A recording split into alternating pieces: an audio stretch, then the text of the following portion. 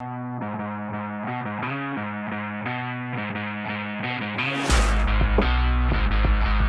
next speaker is the Apprenticeships and Skills Minister, Gillian Keegan MP. Following the Minister's address, we will be joined by Nick Linford, editor of FE Week for Q&A. Please welcome Minister Keegan.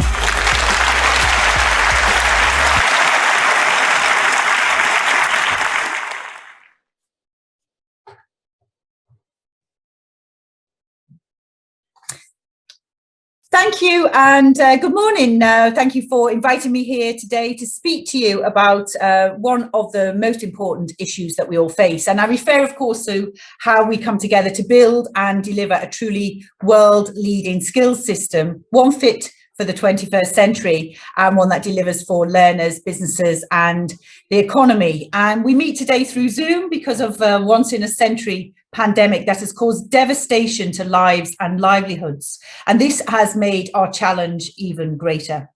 But your work and the work of everyone who has continued to deliver apprenticeships has been humbling. You have been innovative and resourceful, you've kept learners safe and you've kept their education going and helped keep their aspirations alive. And perhaps most importantly, in a period of huge uncertainty, you have given them hope. And I've been truly inspired by how much has been achieved throughout the pandemic in further education and apprenticeships across the country, despite the many challenges that this year has posed. And yet, despite the pandemic, I believe we have so much to look forward to as a sector. We're setting the foundations for delivering skills in a completely new way that is employer-led and focused on giving people the skills that businesses need. So today I'd like to spend some of our time together talking about how we move forward and build a post-COVID legacy in education with solid foundations that will stand the test of time. The Prime Minister has already made clear that apprenticeships and skills are a key pillar of our recovery strategy. And one of the first challenges we are confronted is the fact that for too long, university has been seen as the only route to success. And that's a cultural change and is going to require a cultural shift as well. But as a department, we are challenging outdated and untrue assertions that a good education is a university education, and that's the only good education. And as a former apprentice myself, I know from experience that this academic route is not the only route to success. And in fact, there is now an overlap between those routes with some of our higher level and degree level apprenticeships. Having personally left school in the 80s in Liverpool, a period that was characterised by high youth unemployment, I can safely say that my apprenticeship was the best thing available, the best thing that happened to me, and certainly set me up for a successful 30 years in various industries in many parts of the world. So I personally know how valuable apprenticeships can be, and I would challenge anyone to tell me that an apprentice cannot achieve what a graduate can, because I certainly have met many who can and often do. We've even had, by the way, a permanent secretary who was a former apprentice in the department. I think it was HMRC.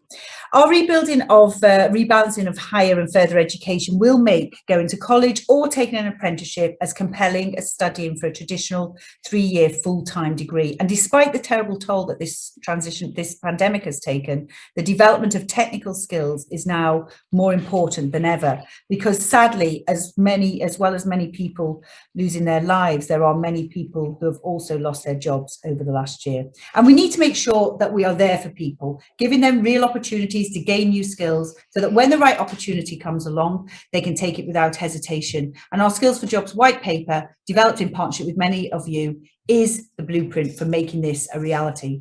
And our conclusion of my argument today is this: skills shortages in this country have persisted for a long, long time. We have a unique opportunity to recast our skills system, putting employers and local needs at the core of what we do, and we must seize this opportunity. We want to make sure that we are producing a pipeline of talent for businesses, because many companies have told us that they are not able to recruit as many people with the skills that they need and they will pay for.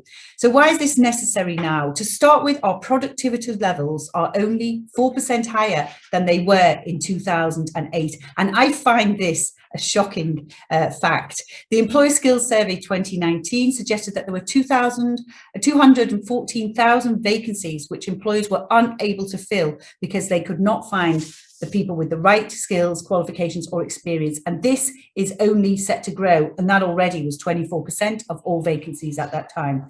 Analysis by McKinsey shows a growing demand for skills and an increasing skills mismatch, with around 7 million additional workers predicted to be underskilled by 2030. And it's this data that explains why, after being appointed the Minister for Apprenticeships and Skills, I spent the first 6 months of the job meeting with many businesses and many providers about our country's skills shortages. For too long, we've been on a low-skilled, low-productivity road, and we must rebuild our economy. We must build it back better, build it back greener, and compete globally with workforces that meet the current and future needs of employers, and a skills system that ensures our businesses can grow. Now, I've worked in businesses all over the world and have seen firsthand the difficulty which businesses face globally in recruiting the right people with the right skills. And as we recover from the pandemic, the international race for talent will only intensify.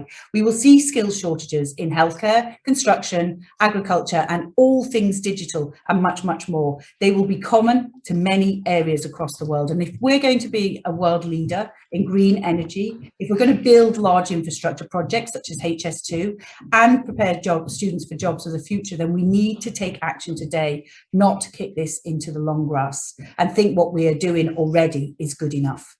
Our reforms announced in the white paper place employers at the heart of the skills system.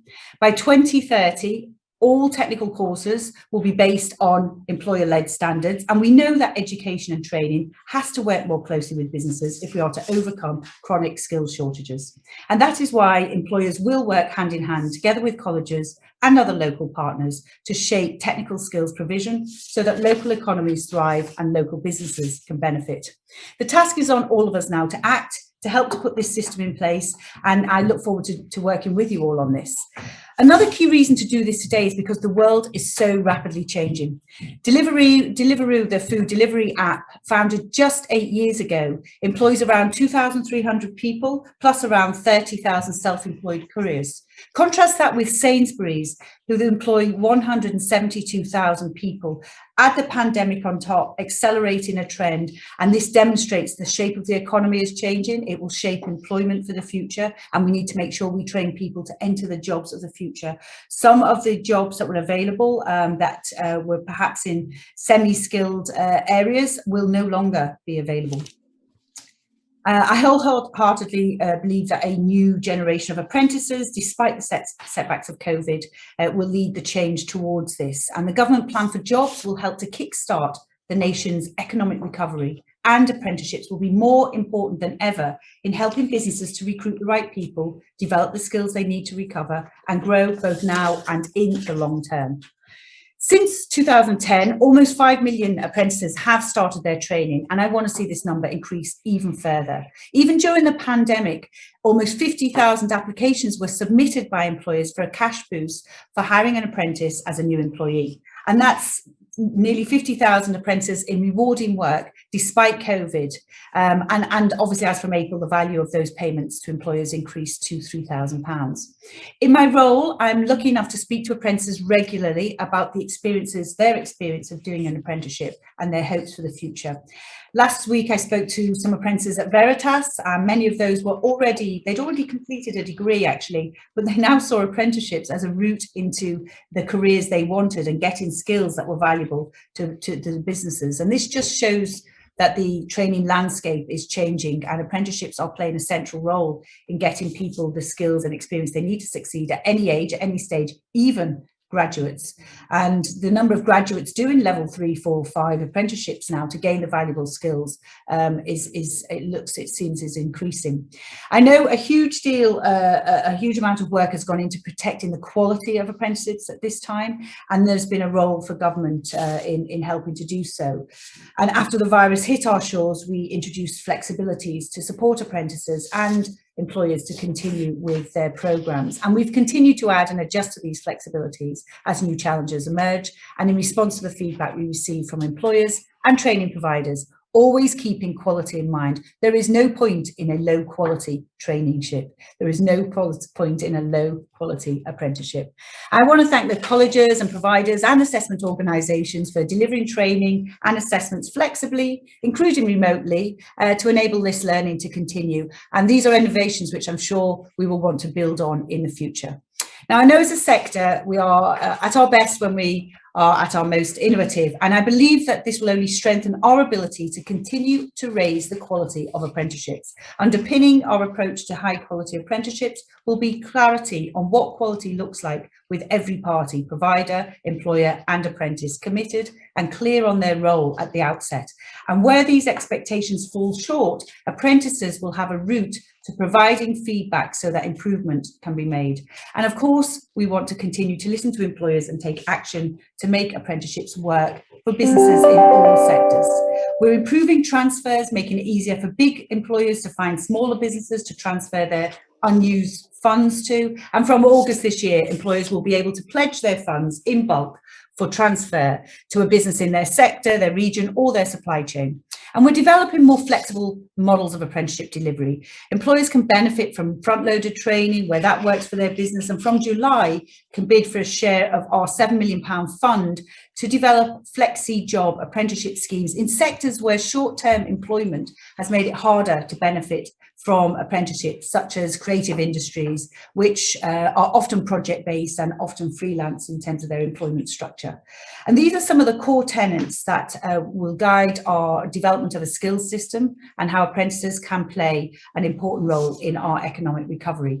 I know many of you will feel fatigued by a further review into further education, and I sympathise with you. The first review into further education I've recently discovered was a Royal Commission on Technical Instruction, which took place in 1884. Now, that was when William Gladstone was Prime Minister. And since then, there have been countless reviews, reports and proposals. However, almost none of these reviews have been implemented, and certainly not implemented fully, and nor have led to the changes that we all want to see. This time it will be different. It needs to be different. This time it has to be different. This time we will champion an ambitious approach that puts flexibility and innovation at the heart of what we do, a focus on employer-led standards that give people the skills they need to fill the jobs that businesses have and will have in the future, a commitment to apprenticeship standards that give employers confidence and apprentices the tools they need to be successful. This is our goal. I look forward to working with you to make this a reality. Thank you very much.